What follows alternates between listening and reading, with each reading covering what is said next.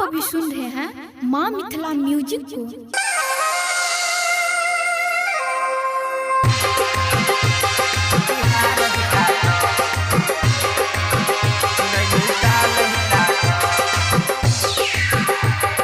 नचलो yellow Bengal से रानी सोला के ताहर चढ़ल जवानी बाप रे ए हो नचलो एलो बंगाल से रानी सोला के ताहर चढ़ल जवानी गोरे गोरे गाल रानी काट ले द यूपी तू हिलैलू अब बिहार हिला दो ए हो यूपी तू हिलैलू नैनीताल हिला दो नचलो एलो बंगाल से रानी सोला के ताहर चढ़ल जवानी गोरे गोरे गाल रानी काट ले द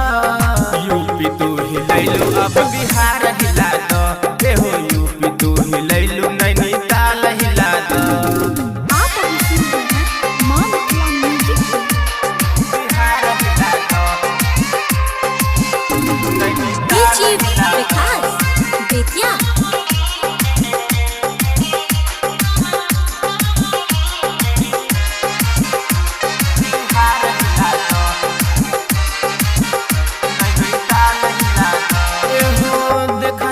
गोर गोर टांगरी लेका सब तो हबे लुटा दी नमरी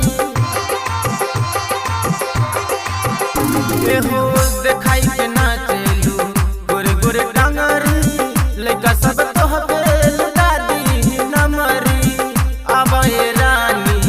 सट जा पजरिया दिल के भीतरिया में उठा तलहरी लाल लाल होठ रानी चाट ले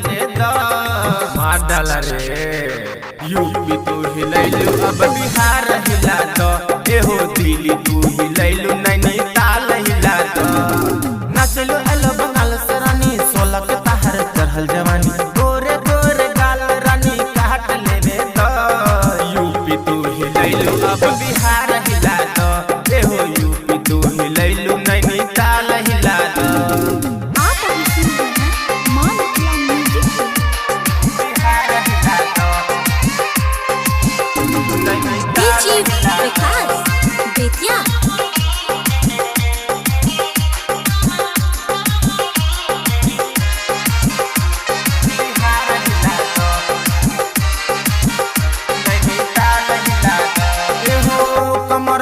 हिल गइल पटना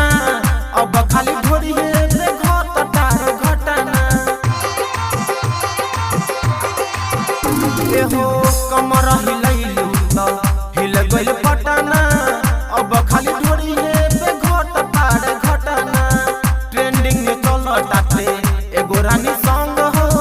बेबरा भइल बा देख ढोरी चटना मन के भीतर के बात जान लेबे द ए रानी यूपी तू हिलैलू अब बिहार हिला दो ए हो दिल्ली तू हिलैलू नैनीताल हिला दो नचलो एलो बंगाल से रानी सोला के ताहर चढ़ल जवानी गोरे गोरे गाल रानी काट ले दो यूपी तू हिलैलू अब बिहार हिला दो ए हो यूपी तू हिलैलू नैनीताल हिला दो आप अभी सुन रहे हैं माँ मिथिला म्यूजिक को। डीजे विकास बेतिया।